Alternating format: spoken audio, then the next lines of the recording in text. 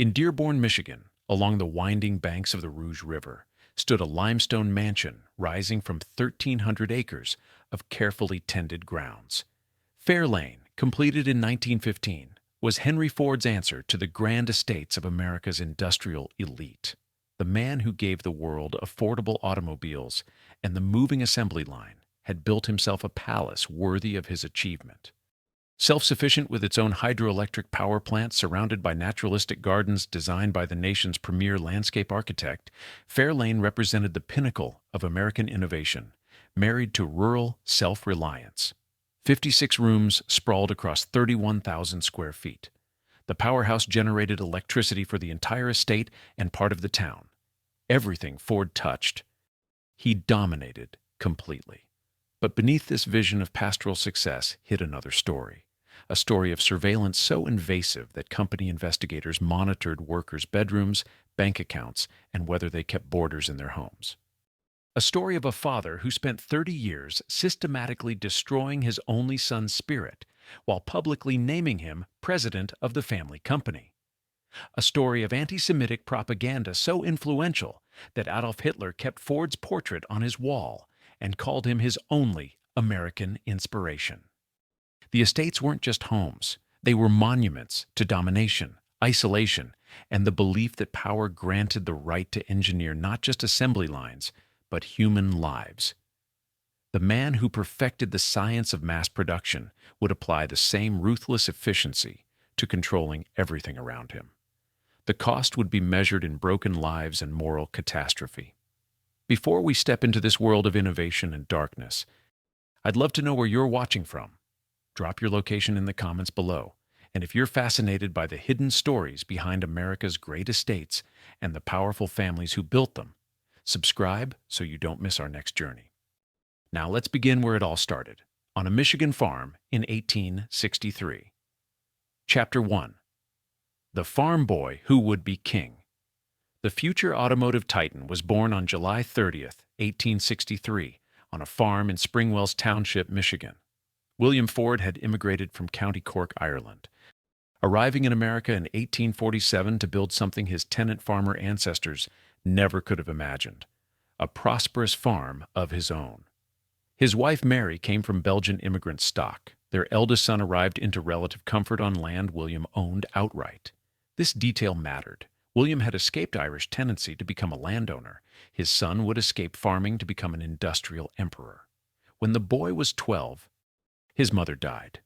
The loss devastated him in ways he never fully articulated, but those who knew him traced much of his later rigidity to that moment. The farm felt empty without her.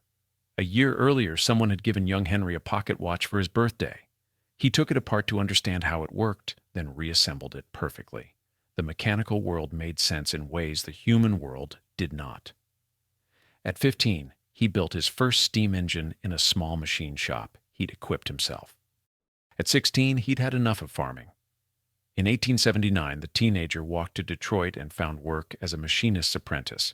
He spent 3 years in the shops of James F. Flower and Brothers, then at the Detroit Dry Dock Company plant, learning how machines were made and how they failed.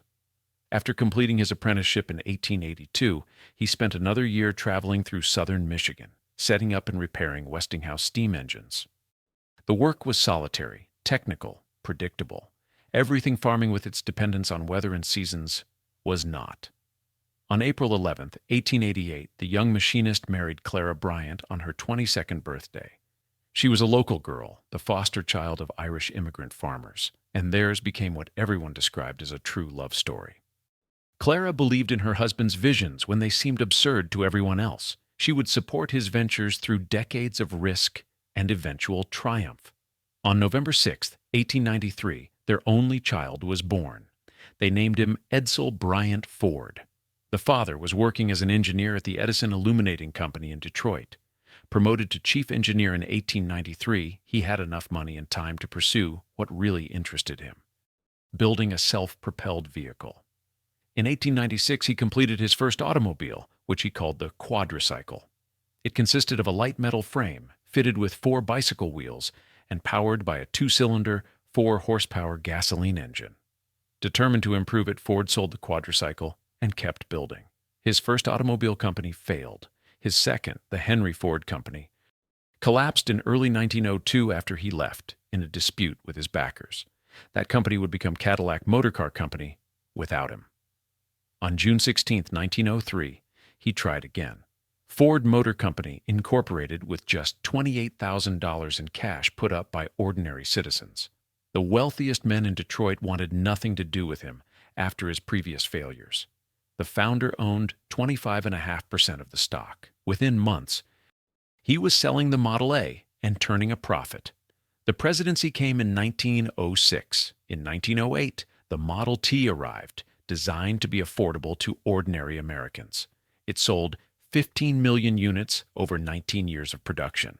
In 1913, at the Highland Park plant, the moving assembly line transformed manufacturing. What had taken 728 minutes to assemble now took 93 minutes. Productivity increased by magnitudes that revolutionized not just automobile manufacturing, but industrial production worldwide. Ford Motor Company controlled 60% of the American car market within a decade. The founder's personal fortune exceeded $1 billion in an era when that sum was nearly incomprehensible. He was one of the most powerful men in the world, capable of reshaping how people lived, worked, and moved through space. The characteristics that made him successful, obsessive precision, mechanical genius, absolute certainty in his own judgment, would make him dangerous to everyone who depended on him. The assembly line had taught him that human beings could be made more efficient through the right systems. Soon he would test that theory beyond the factory floor. Chapter 2. The Price of $5. Late 1913 brought crisis. The moving assembly line was a technical triumph and a human disaster. Workers hated it. The labor was boring, relentless, and dehumanizing. Men who had taken pride in craftsmanship were reduced to repeating simple motions, thousands of times per shift. Some showed up late. Many simply didn't show up at all. The company's labor turnover rate hit 370%.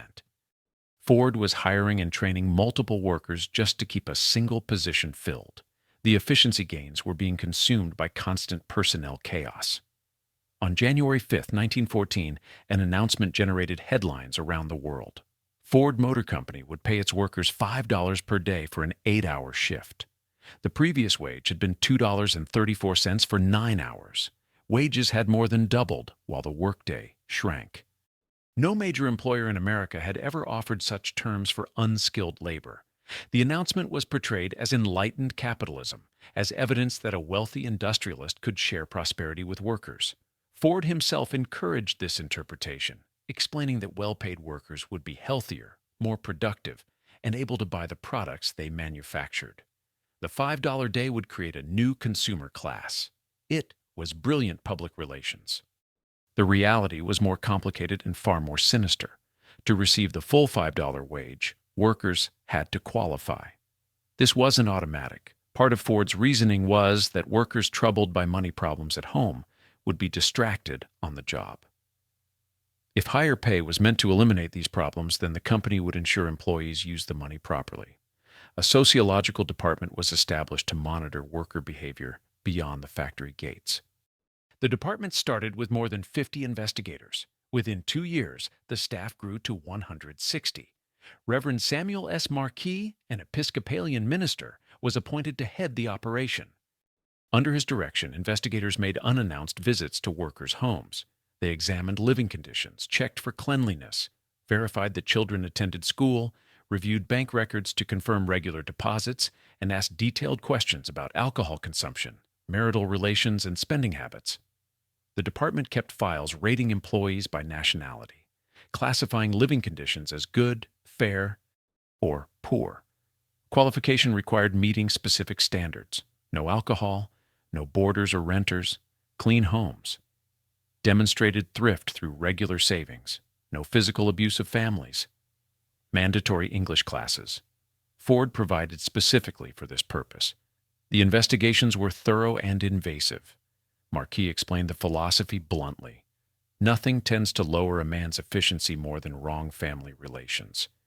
Workers who failed these standards received only the base wage of $2.50 and 34 cents per day. They were given 6 months to comply. Failure to improve their living situations meant termination. Most workers submitted to the intrusion. The money was too good to refuse. They traded privacy and dignity for wages that could support a family, and maybe even allow for home ownership. The turnover rate dropped from 370% to 16% in 1915. It climbed back to 51% within 3 years, but the experiment was considered successful. Ford didn't see the Sociological Department as oppressive. He saw it as benevolent. He was helping workers live correctly, teaching them middle-class values of sobriety and thrift. That these values were being imposed through surveillance and the threat of termination didn't strike him as contradictory. The efficiency expert who had perfected the assembly line was now optimizing human behavior. If workers resented investigators entering their bedrooms and questioning their wives, that resentment was outweighed by their need for income in an economic system that offered few alternatives. The Sociological Department was largely dissolved in 1921. The reason wasn't conscience about privacy. Maintaining 160 investigators was expensive. The automobile industry had become more competitive, forcing cost cuts. Detroit now required higher base wages regardless of moral compliance, making the profit-sharing component less distinctive. And Ford had found a cheaper way to manage his workforce. Something far more sinister was already taking shape. Chapter 3. The Private Army. In 1917, a 24-year-old ex-Navy deep-sea diver named Harry Bennett was hired at Ford Motor Company. Bennett had boxed under the name Sailor Reese and served in World War I. He was compact, tough, and possessed a loyalty to his new employer that would prove both fierce and dangerous. Bennett's job was initially minor, but his willingness to do whatever was asked without hesitation or moral qualms made him invaluable. Through the 1920s and 30s, Bennett's influence would grow until he became the second most powerful man at the company. In 1919, the former Sociological Department was dissolved into what became known as the Service Department. Bennett took charge and transformed it into the largest private police force in the world. The department's ostensible purpose was plant security. Its actual function was intelligence gathering, intimidation, and violent suppression of any attempt at worker organization. Bennett hired factory spies and informants who filed detailed reports on their co-workers. Suspected union sympathizers, socialists, or anyone expressing political opinions Ford found objectionable were monitored constantly. Despite this surveillance, the company was hit with 16 separate strikes in 1919. The presence of informants couldn't prevent workers from organizing when conditions became intolerable. Ford opposed unions with an intensity that bordered on paranoia. He believed they were part of a global conspiracy, specifically a Jewish conspiracy. And though that aspect of his worldview would manifest more fully elsewhere, what mattered on the factory floor was that any attempt to organize was met with swift retaliation. The Service Department maintained extensive files. Spy reports from 1919 document in detail a Detroit celebration of the Russian Revolution, meetings of the International Association of Machinists, Automotive Workers Union gatherings, IWW meetings, even a noon-hour assembly of Romanian Bolsheviks. Bennett's men infiltrated every group that might challenge authority. Workers learned to be careful about what they said and to whom they said it. On March 7, 1932, during the depths of the Great Depression, unemployed auto workers organized a hunger march to the River Rouge factory. They came to demand the right to organize, to protest layoffs, and to ask for relief. As they approached the plant, they were met by Dearborn Police and Ford Service Department personnel. The authorities threw tear gas canisters into the crowd. Fire hoses were turned on marchers in freezing weather. Then gunfire erupted. Workers scattered. 4 marchers died immediately. A 5th died later from injuries. Dozens more were wounded. There were no apologies. Bennett never faced prosecution. The incident was characterized as self-defense against communist agitators. The Hunger March had been peaceful. The workers had been unarmed. None of that mattered. The message was clear. Challenging the company would be met with violence. On May 26, 1937, United Auto Workers organizers gathered at an overpass near the Rouge plant to distribute literature to workers changing shifts. Bennett's service department personnel attacked them. The incident became known as the Battle of the Overpass. Organizers were beaten in full view of journalists and photographers. Images of Union men being brutalized appeared in newspapers nationwide. Public outrage finally forced consequences. The National Labor Relations Board ordered Ford to stop interfering with union organization. Resistance continued for 4 more years. The company's founder seriously considered shutting down Ford Motor Company entirely rather than allowing workers to unionize. The company had fallen to 3rd place in American auto sales behind General Motors and Chrysler. Quality had declined. Management was chaotic. But the old man remained adamant that unions were an existential threat to his authority. Only in 1941, under enormous pressure and facing potential government action, did Ford Motor Company finally sign a contract with the United Auto Workers. Through all of this, Harry Bennett remained the founder's most trusted lieutenant. Bennett had proven his usefulness by deploying violence against workers who challenged the company. Soon he would be deployed against a target who couldn't fight back and wouldn't dare try. The only son was about to learn what happened to people who occupied positions of authority without possessing the ruthlessness to defend them. Chapter 4. Building the Kingdom. In the early 1910s, Henry and Clara Ford began searching for land to build their final home. They had moved frequently through the early years of his career, occupying rental houses and modest-owned properties as the business grew. Now, with Ford Motor Company dominant and the founder's fortune secured, they wanted something permanent. They selected 1,300 acres along the Rouge River in Dearborn, just miles from where both had been born. The location was perfect, close to the factory that generated their wealth, far enough from Detroit to provide isolation, and situated on land they knew from childhood. They named the estate Fair Lane, after an area in County Cork, Ireland, where the founder's adoptive grandfather, Patrick Ahern, had been born. The name connected the family to Irish heritage while erasing the poverty and tenancy his ancestors had fled. This was a new kind of Irish estate, one built not on inherited titles, but on industrial dominance. In 1912, Frank Lloyd Wright was approached about designing the residence. Wright participated briefly in initial planning, but then fled to Europe with his mistress Mamma Borthwick, abandoning his Oak Park studio and his clients. The scandal was enormous.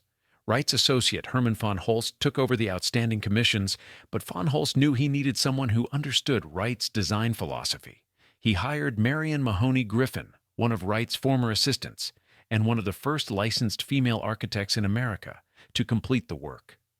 Griffin revised Wright's initial concepts according to her own interpretation of the prairie style. She created plans that emphasized horizontal lines, natural materials, and integration with the surrounding landscape.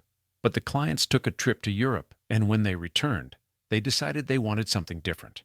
They dismissed Griffin's firm over what was officially described as a disagreement about contractors and suppliers. The real issue was simpler. The patriarch changed his mind, and when he changed his mind, people who had invested months in work for him were simply dismissed. William H. Van Tine, an architect from Pittsburgh, was brought in to revise Griffin's plans. Van Tine added English manor and Scottish baronial details, creating a hybrid style that merged prairie school elements with medieval castle features. In 1913, architect Joseph Nathaniel French was hired to oversee the final stages. Construction began in February of 1914 and was completed the following year. The family moved in during 1916. The total cost through 1916 was $1,032,000. In today's terms, that sum would exceed $30 million. 56 rooms sprawled across 31,000 square feet. The exterior was constructed of Indiana limestone and Marblehead limestone, with walls measuring 18 to 24 inches thick. The building included an indoor swimming pool and bowling alley. Prairie-style influences showed in the horizontal emphasis and natural materials. The baronial additions appeared in a round-corner tower and parapeted gables that suggested medieval fortifications. But the most important feature was the powerhouse. The founder insisted on energy independence. He dammed a section of the Rouge River and built a 4-story limestone structure equipped with 2 turbines driven by diverted water flow. The powerhouse generated direct current electricity sufficient for the mansion, outbuildings, experimental facilities, and part of the town of Dearborn. Thomas Edison laid the cornerstone personally. The friend and sometime mentor approved of this demonstration that modern technology could free a household from dependence on municipal utilities. The landscape was equally important. Jens Jensen, the premier landscape architect of the era, was hired to design the grounds. Working from 1915 to 1925, Jensen transformed 1,300 acres of former farmland into a naturalistic landscape that prioritized prairie-style principles. He rejected exotic plants and formal European garden layouts, using only native Midwestern flora. The founder's interest in birds led Jensen to install approximately 500 birdhouses throughout the property. The design philosophy emphasized wandering rather than direct paths. Bends in the drive were planted with large trees on the inside arc, creating a feeling that each turn had a natural reason while obscuring any long view. Visitors emerged suddenly from forest into open space, where the residents appeared fully in view. Clara designed gardens near the house, including rose gardens and a blue garden. The path of the setting sun, a large axial meadow, was aligned so that on the summer solstice, the setting sun glowed through a precise parting of trees at the meadow's western end.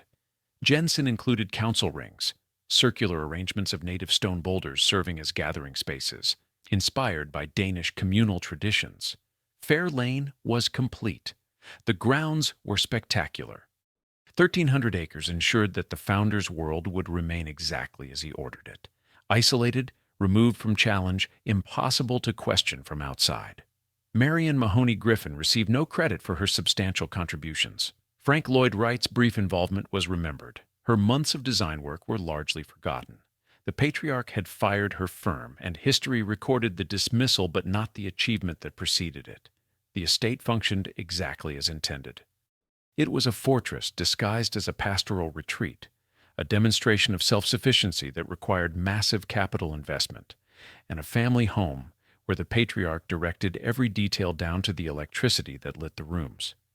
Now he needed to ensure the people inside those rooms lived according to his vision. Chapter 5. The Gilded Cage. Life at Fair Lane during its prime years followed rhythms the patriarch dictated. Clara managed the household, but within parameters her husband established. She pursued her interests in gardening and music. A room was designed specifically for her cultural pursuits. She could invite friends, host gatherings, and cultivate the roses she loved. What she couldn't do was challenge the fundamental isolation built into the property's design. The founder used Fair Lane as a laboratory. The powerhouse wasn't just an electrical plant, it was an experimental facility where he worked on engine designs and tested new mechanical concepts. He maintained a workshop where he could tinker without the constraints of production schedules or board oversight. At Fair Lane, he directed not just the business empire, but every detail of his physical environment. The estate hosted famous guests. Thomas Edison visited regularly. Harvey Firestone, the tire manufacturer and close friend, spent time there. John Burroughs, the naturalist, joined the patriarch on camping trips that started and ended at the estate. These men represented the world he valued. Successful industrialists, inventors, and writers who celebrated American achievement and rural simplicity. Conversations focused on technology, nature, and the future of American civilization. Edsel's children, Henry II, Benson, Josephine, and William Clay, visited their grandparents regularly. For them, the estate was a magical place with its own power plant, extensive grounds to explore, and grandparents who indulged them in ways their father never experienced. The 1,300 acres provided space for childhood adventures. The treehouse and children's playhouse gave them kingdoms scaled to their size. They had no idea what happened when their grandfather went to work, or how he treated their father. But Fair Lane served a darker function. The patriarch paid household servants to spy and report on activities within the estate. When those servants reported that Edsel kept liquor in his own home in Detroit, the father drove there during one of Edsel's business trips and smashed every bottle. The man who preached independence and self-reliance employed domestic surveillance to enforce his moral code on his adult son's private residence. The estate's isolation served its owner's purposes perfectly. At Fair Lane, he was insulated from workers he monitored, insulated from a society increasingly questioning his views, insulated from any authority except his own will. Clara navigated this carefully. She loved her husband and supported his vision. She also loved their son and tried to protect Edsel when possible. The tension between these loyalties would define her life for decades. During Fairlane's peak years, the estate represented everything the founder believed about how life should be organized. Self-sufficient through its own power generation. Isolated from urban corruption. Directed according to principles one man determined, surrounded by nature, but only nature that was managed, categorized, and made useful. What this vision couldn't provide was escape from the darkness being cultivated elsewhere. While he walked his groomed paths and showed visitors his powerhouse and pointed out birds to his grandchildren, other mechanisms of his design were operating. In Dearborn, a newspaper he owned was about to begin publishing propaganda that would influence genocide. Chapter 6. The International Jew. In 1918, the automotive magnate purchased a struggling newspaper called the Dearborn Independent. His stated purpose was to have an outlet where his views could be published without garbling or distortion by outside editors. Refusing to accept advertising, he insisted this guaranteed the paper's independence from commercial influence. What he actually wanted was a weapon. The industrialist had developed an elaborate conspiracy theory. He believed Jewish people dominated international finance, labor unions, the media, and popular culture.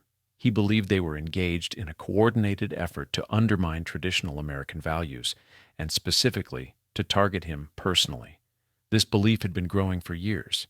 In 1920, he decided to share it with the public. On May 22, 1920, the Dearborn Independent began publishing a series called The International Jew, The World's Problem, on its front page. The series was based on the Protocols of the Elders of Zion, a document purporting to reveal a global Jewish conspiracy for power and wealth. In 1921, the London Times exposed the Protocols as a plagiarized forgery based on a French political satire that didn't even mention Jewish people. The newspaper's owner dismissed this debunking. When a New York World reporter asked him about it in February 1921, he responded that the only statement he cared to make was that the protocols fit with what was going on. The Dearborn Independent ran anti-Semitic articles for 91 consecutive weeks from 1920 to 1922. Even after the initial series ended, many articles contained anti-Semitic language. The paper blamed Jews for strikes, financial scandals, the agricultural depression, the Bolshevik Revolution, World War I, bootlegged liquor, cheap movies, jazz music, and immoral books. Every social problem, every economic difficulty, every cultural development the owner disliked was attributed to Jewish manipulation. Circulation reached 700,000 to 900,000, making the Dearborn Independent second only to the New York Times in national readership. A quota system required every Ford dealer to promote and distribute the paper. Issues were sent free to schools and libraries across the country. The man who dominated American automobile production was using that distribution network to spread hatred. E.G. Pipp served as editor initially, having spent 12 years as manager and editor of the Detroit News. Pipp resigned in April 1920 when he learned of the planned anti-Semitic articles that would begin in May. He was replaced by William J. Cameron, who had the main responsibility for expanding the owner's verbal opinions into article form.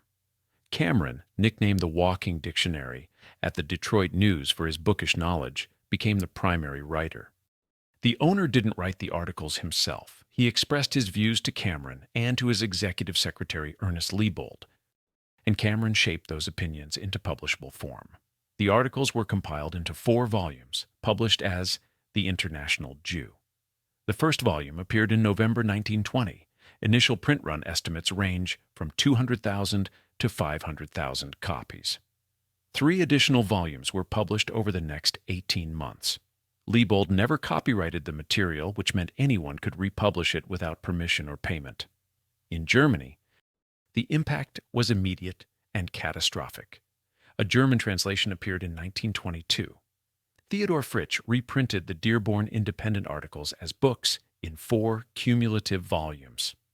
In 1924, Heinrich Himmler, a Nazi Party leader, wrote that the American industrialist was one of our most valuable, important, and witty fighters. Adolf Hitler, in Mein Kampf, referred to him favorably as the only American he named. calling him a single great man and praising him for maintaining independence from what Hitler described as the controlling masters of American production. Hitler kept a life-size portrait of the American at Nazi Party headquarters in Munich. On February 1, 1924, he received Kurt Lüdecke, a representative of Hitler, at Fair Lane. Lüdecke had been introduced by Siegfried Wagner, son of composer Richard Wagner, and Wagner's wife Winifred, both Nazi sympathizers. On his 75th birthday in 1938, the industrialist received the Grand Cross of the German Eagle, the Nazi honor for non-Germans. Baldur von Schirach, who became a Nazi leader, later testified that reading the International Jew made him anti-Semitic. In the poverty-stricken Germany of the time, Schirach explained, youth looked toward America, and apart from Herbert Hoover, this figure represented America to them. He was seen as the representative of success and the exponent of progressive social policy. That such a figure endorsed anti-Semitic conspiracy theories gave those theories credibility they would not otherwise have possessed. In 1925, Aaron Shapiro, a Jewish farm cooperative organizer, filed a $1 million libel lawsuit against the newspaper owner and Dearborn Publishing. The Independent had published articles attacking Shapiro and claiming his work was part of a Jewish conspiracy to take over agriculture. The defendant's lawyers delayed the trial for 2 years. He himself hid from a subpoena for 16 months. When the trial finally began in March 1927, he was supposedly prevented from testifying by injuries from a road accident. His private security force engineered a mistrial. Shortly before the trial collapsed, an out-of-court settlement was explored.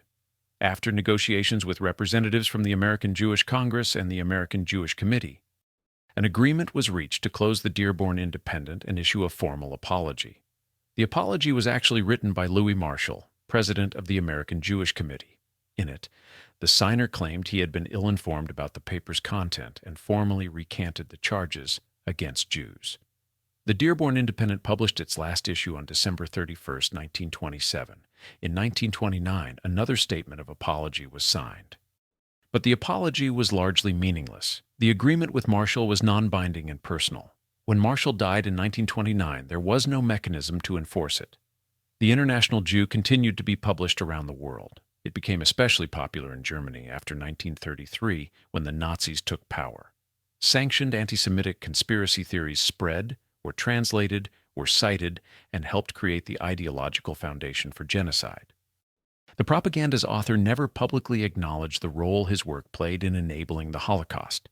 He issued an apology drafted by someone else, claiming ignorance of what appeared in a newspaper published under his name, with his full approval. The propaganda continued spreading. Hitler continued his admiration, and back at Fair Lane, the daily routine continued undisturbed, including the systematic destruction of an only son. Chapter 7. The dutiful son Edsel Bryant Ford was born on November 6, 1893, in Detroit. His parents were living in a rented house on Bagley Avenue. He was 6 weeks old when his father tested the first Ford engine in their kitchen. He was 2.5 when he rode in the quadricycle. From the beginning, Edsel's life was intertwined with automobiles, but where his father saw vehicles as mechanical problems to solve, Edsel saw them as objects that could be beautiful. At age 9 or 10 in 1903, he created his first design sketches. That was the same year Ford Motor Company was founded. While the patriarch perfected assembly efficiency, his son thought about aesthetics. At age 12, Edsel had his own Model N runabout. His imagination wasn't satisfied with the design. He wanted cars to be stylish, not just functional. Edsel attended the Detroit University School and later the Hotchkiss School in Lakeville, Connecticut. His family donated to both institutions. During his teenage years, he visited the Highland Park assembly plant after school hours, working in the mailroom and main office, learning manufacturing processes from the ground up. He was being groomed to take over the family business, though what that would actually mean wasn't clear to anyone, including Edsel. On November 1, 1916, Edsel married Eleanor Lothian Clay, niece of J.L. Hudson, who owned the prominent Detroit department store.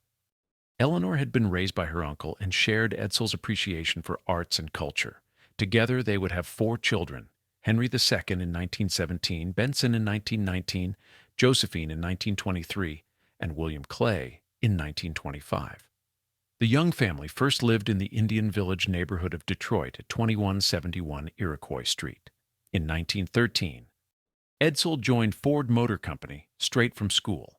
He was 20 years old. In 1915, he became secretary of the company. In December 1918, his father resigned as president. The announcement suggested the patriarch was stepping back to let his son lead. In January 1919, Edsel was elected president at age 25. The appointment was a cruel hoax. The father had no intention of relinquishing anything. He had announced plans to start a rival automobile company that would produce a stripped-down Model T for $250 to $300. The announcement excited the public but terrified the 7 remaining minority stockholders. Fearing they would lose value to the new company, they sold their stock. Within months, it was revealed that the rival company announcement was a trick. Agents had purchased all the stocks. There would be no rival company. For the first time, the Ford family possessed every share of Ford Motor Company. Edsel was president in name. His father retained absolute power. In 1922, the Fords purchased Lincoln Motor Company, which had been founded by Cadillac founder Henry Leland and his son Wilfred during World War I. The father gave Edsel authority over Lincoln, and Edsel used it to build cars that were as stylish as they were functional. With designer E.T. Gregory, Edsel designed the first Lincoln Continental. Architect Frank Lloyd Wright considered it the most beautiful car in the world and bought 2 of them. Edsel's contributions to Ford extended beyond Lincoln. He influenced later Model T designs, adding curved surfaces, smoother lines, and making colors besides black available. The Model A, introduced in 1927 after his father finally agreed to end Model T production, was Edsel's in color, style, and trim. Edsel pushed for hydraulic brakes, safety glass, and a 6-cylinder engine. He created the Lincoln Zephyr during the Great Depression, saving Lincoln from collapse. He developed the Mercury brand to compete in the medium-price market where Ford had no presence. But every achievement came at enormous personal cost. Edsel was gentle where his father was harsh, cultured where the patriarch was utilitarian, diplomatic where the old man was combative. Edsel loved art, music, and design. He served as president of the Detroit Arts Commission and commissioned Diego Rivera to create the Detroit Industry murals at the Detroit Institute of Arts. He financed Admiral Richard Byrd's polar explorations. He gave generously to the Detroit Community Fund. He possessed what colleagues described as an unquenchable sense of fitness, an insistence on doing the right thing. The father saw these qualities as weakness. He blamed himself for being too soft on Edsel during childhood. His solution was to deliberately sabotage his son to toughen him up. Edsel was dutiful, respectful, and obedient. He put the feelings of others before his own. These traits made him an excellent designer, a thoughtful executive, and a terrible match for a father who equated submission with failure. The more Edsel submitted, the more his father hurt him. The more wounded he became, the more submissive his response. That would be his curse. Chapter 8. A Father's Cruelty. The campaign against the son began almost as soon as Edsel became president. On January 20th, 1926, Ernest Kanzler, a Ford vice president and Edsel's brother-in-law, sent a memo to the company founder.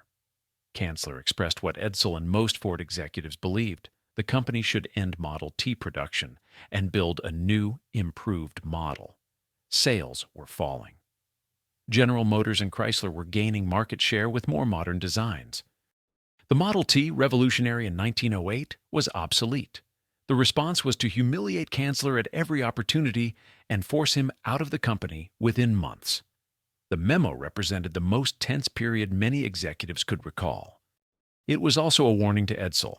Opposition to the patriarch's judgment would not be tolerated, even when the patriarch was objectively wrong, especially when he was wrong, because admitting error would mean acknowledging that his authority was fallible. The public humiliations were frequent and deliberate.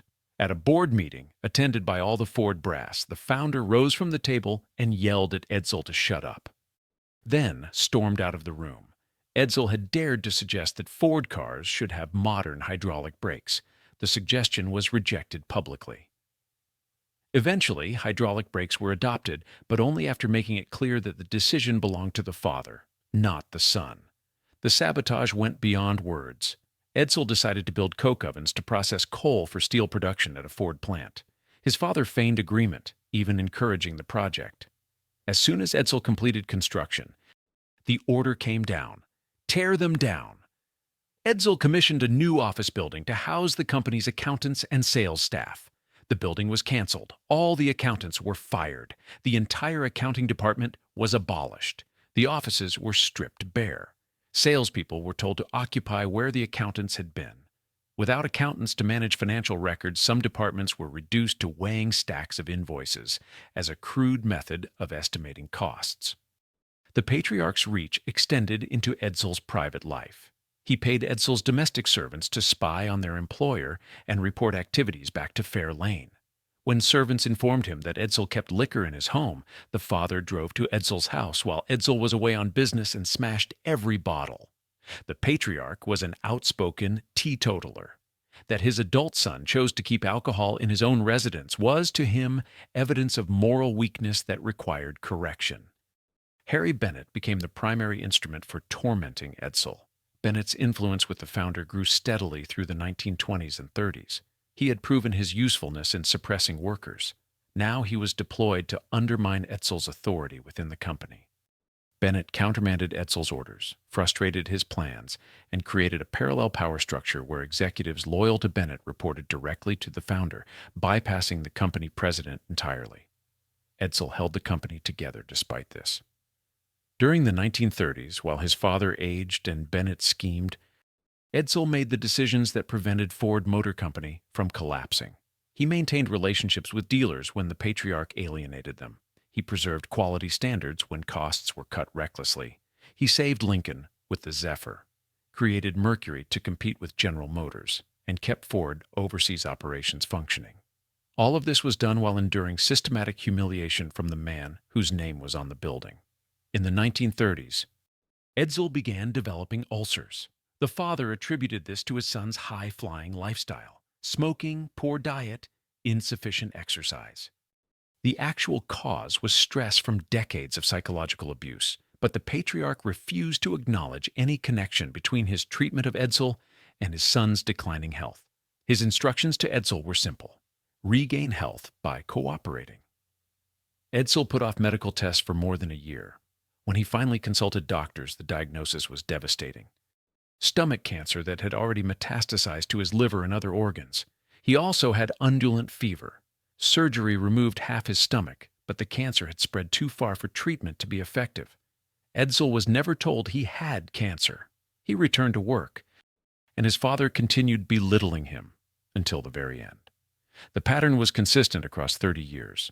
Public praise as president while private undermining of every decision. Descriptions of Edsel as indispensable while sabotaging his initiatives. Claims of love while destroying his spirit. Colleagues who witnessed it struggled to understand how a father could treat his only child with such calculated cruelty. The explanation that made the most sense was the simplest. The patriarch genuinely believed he was helping Edsel by making things difficult.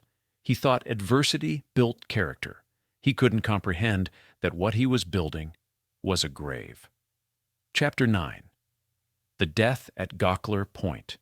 Late April 1943 arrived, and Edsel Ford could no longer continue working.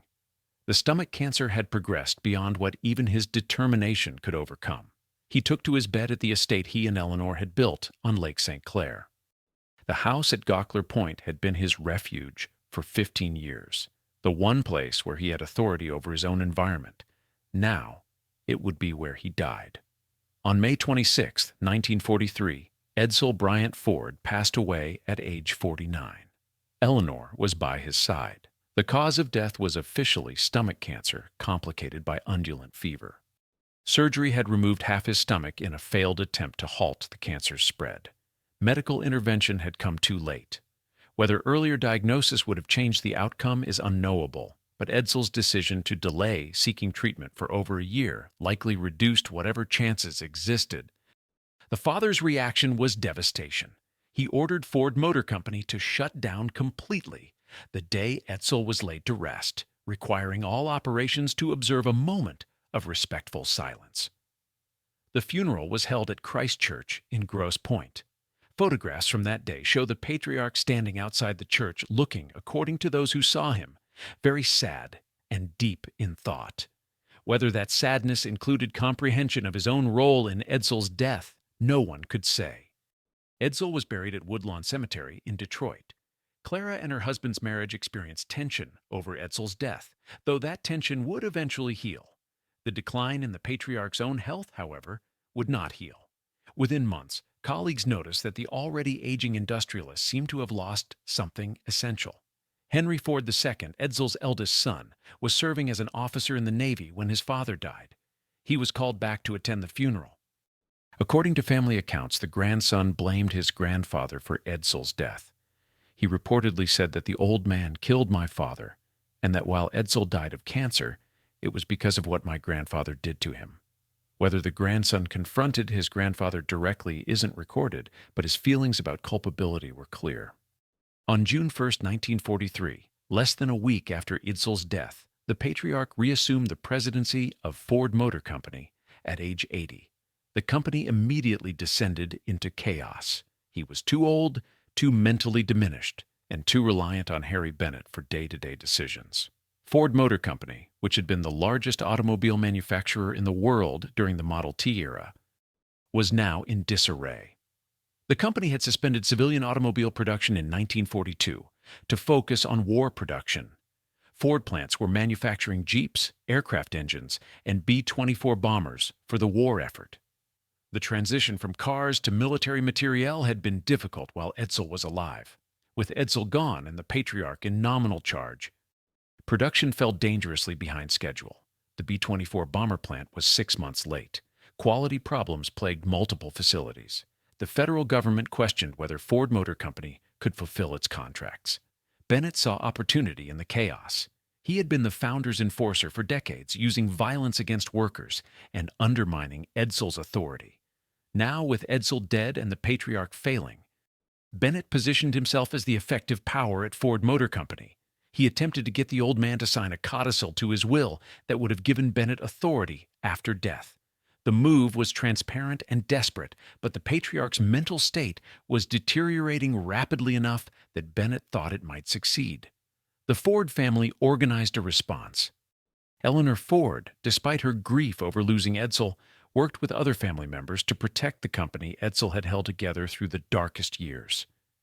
Henry Ford II, still serving in the Navy, was urged by the U.S. government to leave military service and return to Ford Motor Company.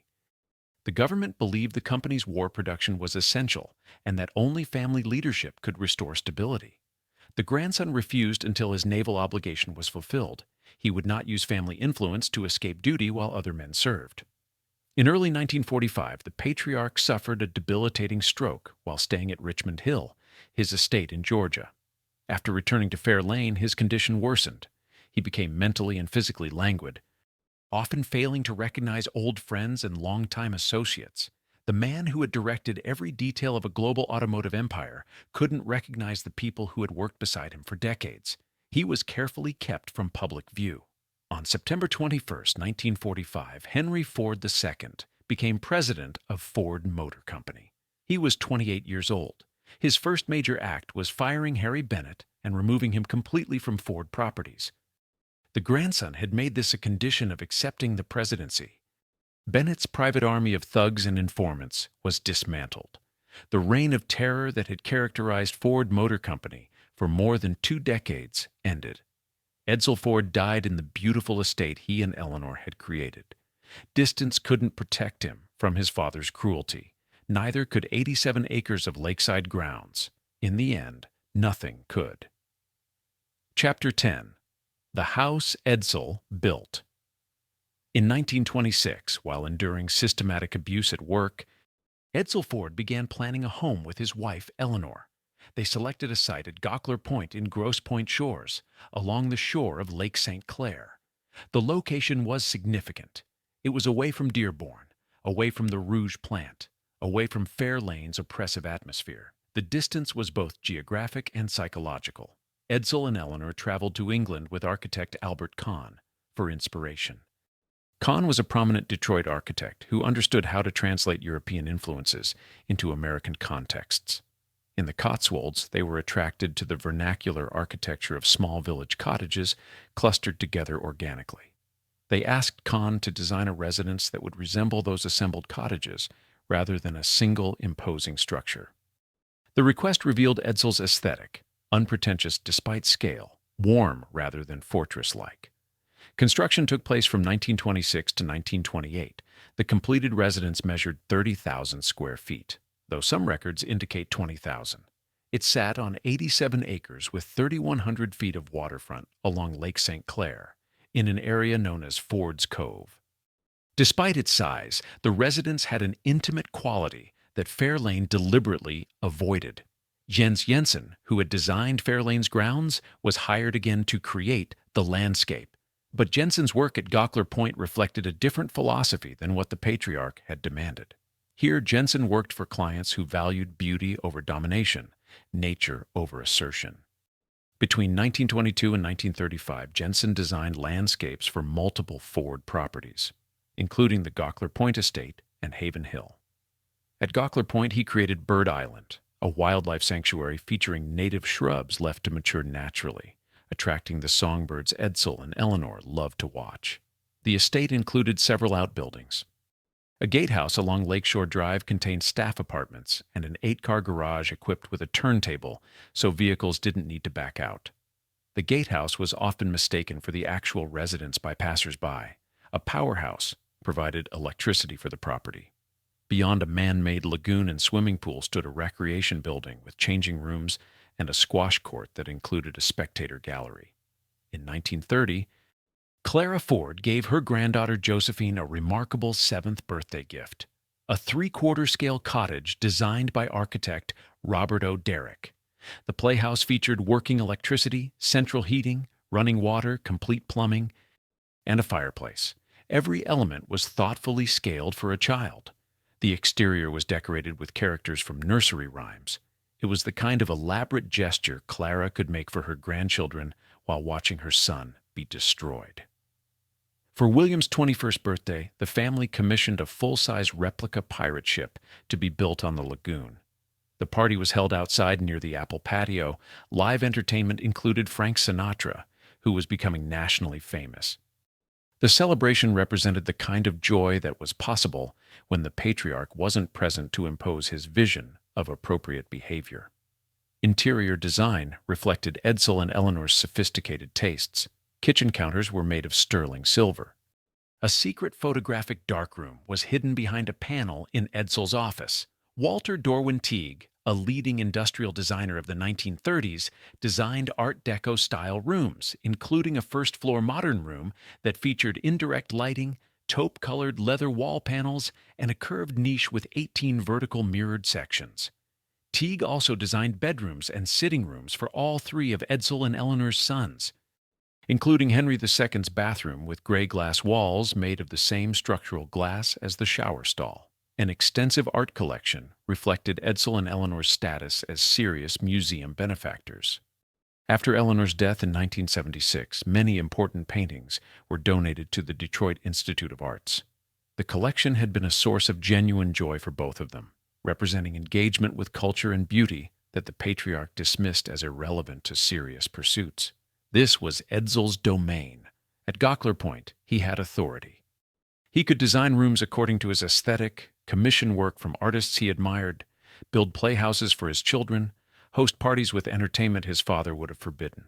For 28 years, the estate served as refuge from a professional life characterized by humiliation and sabotage. When he died there in 1943, Eleanor continued living in the residence for 33 more years. She would ensure that the estate served one final purpose, demonstrating that the Ford legacy could be about more than domination. Chapter 11. The King Dies. After Edsel's death on May 26, 1943, the patriarch reassumed the presidency of Ford Motor Company at age 80. The decision was catastrophic for the company. He was too old, too mentally diminished, and too reliant on Harry Bennett to make coherent decisions. Ford Motor Company, which had been the largest automobile manufacturer in the world during the Model T era, was now in chaos.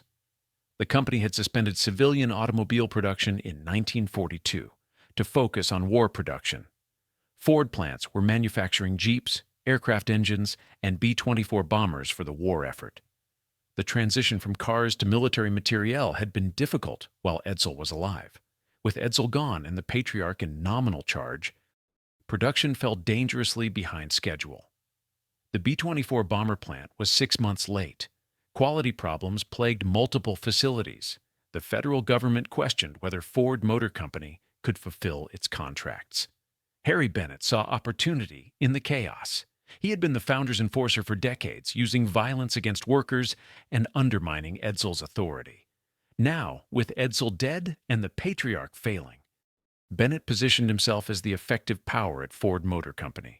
He attempted to get the old man to sign a codicil to his will that would have given Bennett authority after death.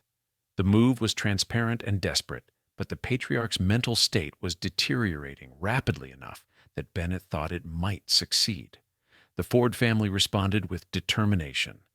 Eleanor Ford, despite her grief, worked with other family members to protect the company Edsel had held together through the darkest years. Henry Ford II, still serving in the Navy, was urged by the U.S. government to leave military service and return to Ford Motor Company. The government believed the company's war production was essential and that only family leadership could restore stability. The grandson refused until his naval obligation was fulfilled. He would not use family influence to escape duty while other men served. In early 1945, the aging industrialist suffered a debilitating stroke while staying at Richmond Hill, his estate in Georgia. After returning to Fair Lane, his condition worsened. He became mentally and physically languid, often failing to recognize old friends and longtime associates. The man who had directed every detail of a global automotive empire couldn't recognize the people who had worked beside him for decades. He was carefully kept from public view. On September 21, 1945, Henry Ford II became president of Ford Motor Company. He was 28 years old. His first major act was firing Harry Bennett and removing him completely from Ford properties. The grandson had made this a condition of accepting the presidency. Bennett's private army of thugs and informants was dismantled. The reign of terror ended.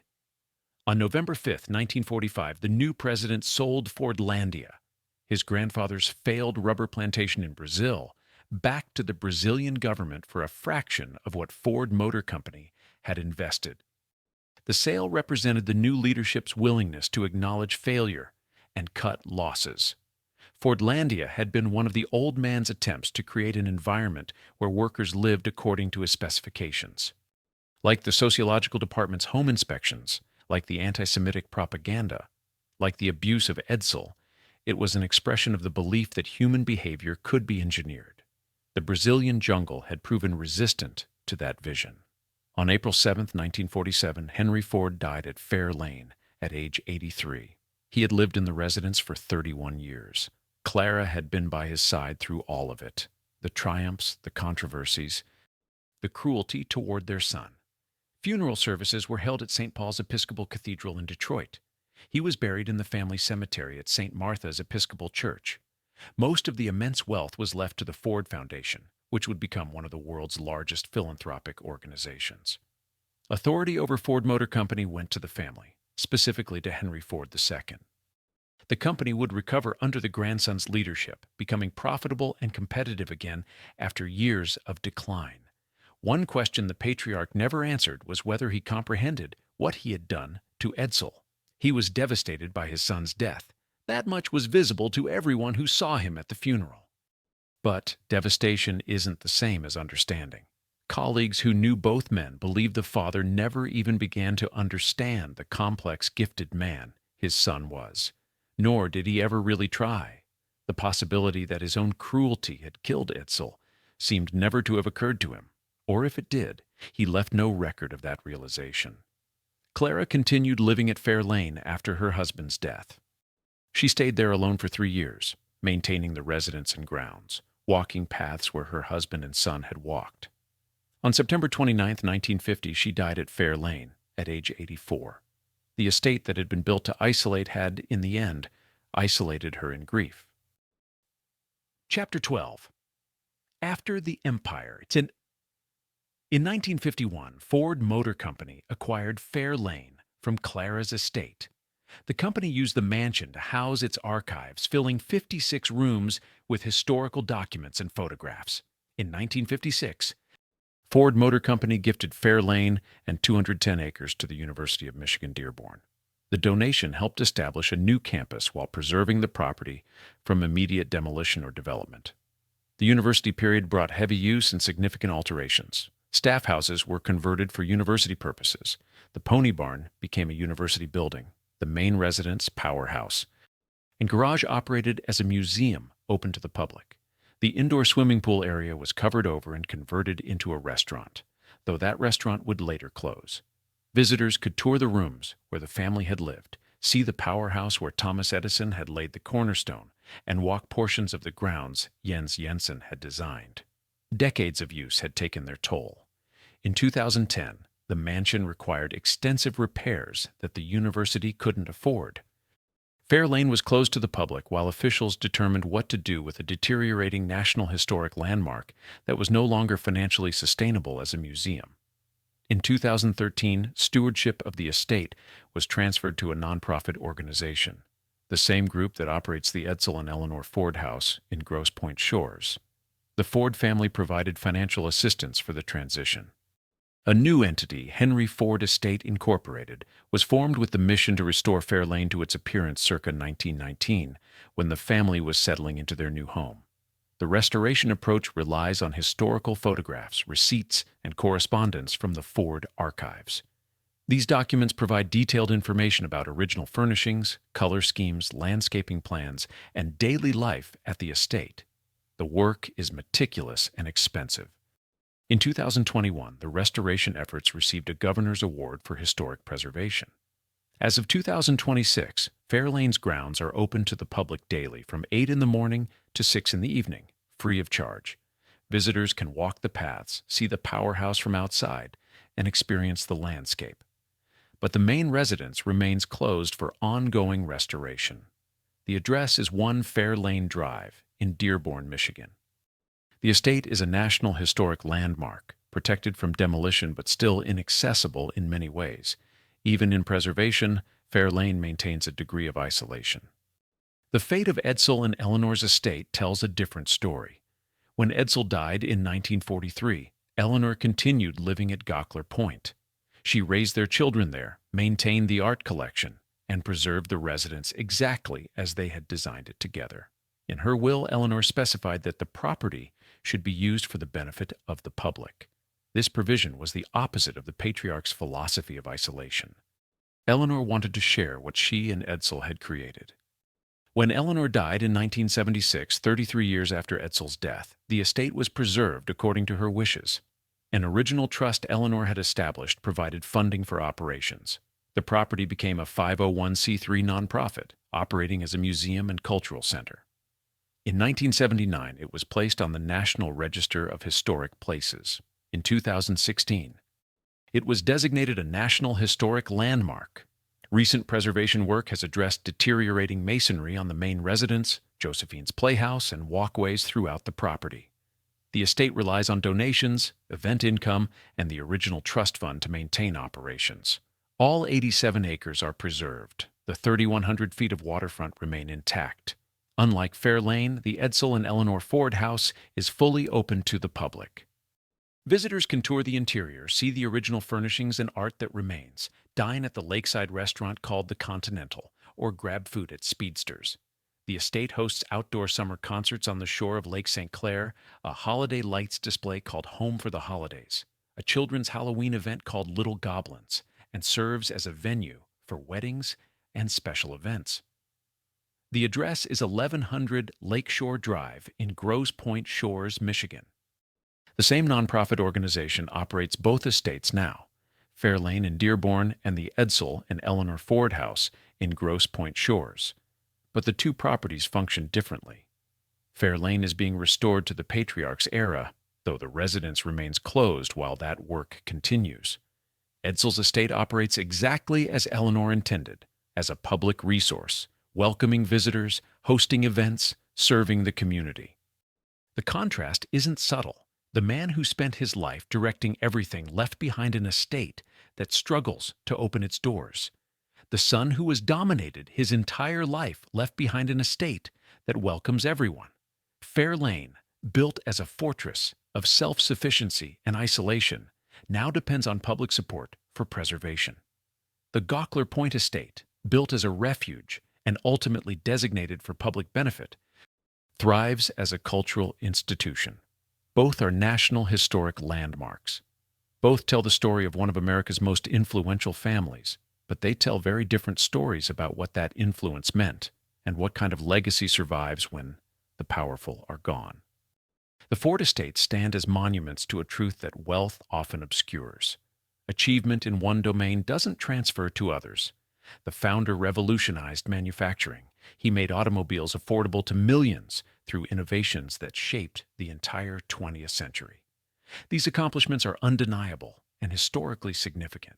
But the industrialist who engineered the perfect assembly line couldn't engineer a loving relationship with his only son. The businessmen who paid workers higher wages than any competitor monitored their bedrooms and classified their homes as good, fair, or poor. The genius who generated his own electricity through a private hydroelectric dam distributed anti-Semitic propaganda that Adolf Hitler praised and promoted. Technical brilliance coexisted with moral blindness, and the estates were extensions of that contradiction. Fair Lane's 1,300 acres weren't simply land. They were a moat protecting the owner from accountability. The self-sufficient powerhouse wasn't just innovation, it was independence from any authority except his own will. The winding paths that obscured long views weren't landscape design. They were architecture of isolation. Every element served separation and dominance dressed as pastoral beauty. Edsel's estate tells a different story. Built during years when his father was destroying him, it represented what the patriarch couldn't provide: autonomy, culture, peace.